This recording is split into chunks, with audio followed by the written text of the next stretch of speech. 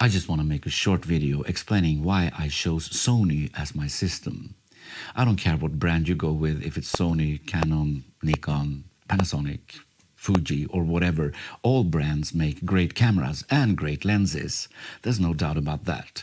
But the features might differ slightly, and there are reasons why I went into the Sony system. Are there reasons why you have your system? Or is it just habit? Or what is it? Please tell me in the comments. Also, if you want to know more about my gear, you can find it on my website. Link is in the description. Let me take you back to the beginning. In the 90s, yeah, I'm that old, I used to shoot with film. I had a Canon AE1, a really good camera. Many journalists had it too. I had a couple of lenses for it, but it wasn't my thing really, because I didn't feel like I had control over the whole process. I didn't have a darkroom, so I had to send my film somewhere else to be developed. It was fun capturing memories, but not taking photos as a photographer. And in the beginning of the digital era, the cameras weren't so good. I remember I had a couple of pocket cameras from Canon and Pentax in the early 2000s. But 2008, something revolutionary happened. I bought this camera. This is the Canon EOS 350D, and it was revolutionary not only for me, but for the whole camera market. It's a DSLR, an APS-C camera with 8 megapixels, with better autofocus than the competition. It was a real camera, and it was affordable for everyone to buy. So everyone could buy a decent DSLR camera with this camera. And this was my first photography teacher. I learned so much taking photos with this, and that was when my photography interest really started as well. I bought a Canon 5D Mark II, a better camera, full frame camera. I bought a bunch of good Canon lenses, L series, fast primes and so on. But then 2014 something new happened again.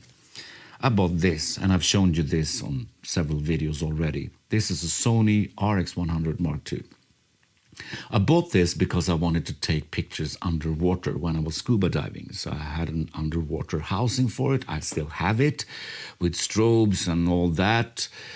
And it was quite expensive, but it wasn't as expensive as if I would have bought that for a full frame setup. So therefore I went for a compact camera. A compact camera that took more and more place. I used this more and more, and I used my Canon cameras less and less. Why? Because it was equally good, especially for everyday shooting. Maybe in low light and things like that, the full frame cameras were better. But for everyday shooting, I mean, this was the camera I brought with me. It's small, compact, and equally good. Then I started to shoot some video, so I bought the Canon 6D Mark II. Because it had autofocus in video.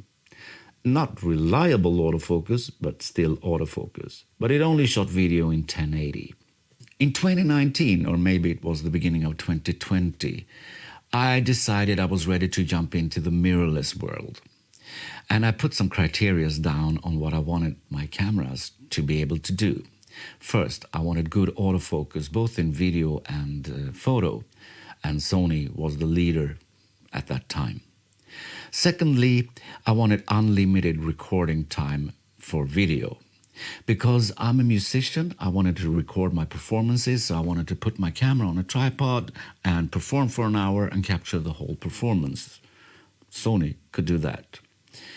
And third, I wanted a variety of lenses. And at that time, Nikon, Canon only allowed their own lenses and no third-party manufacturers.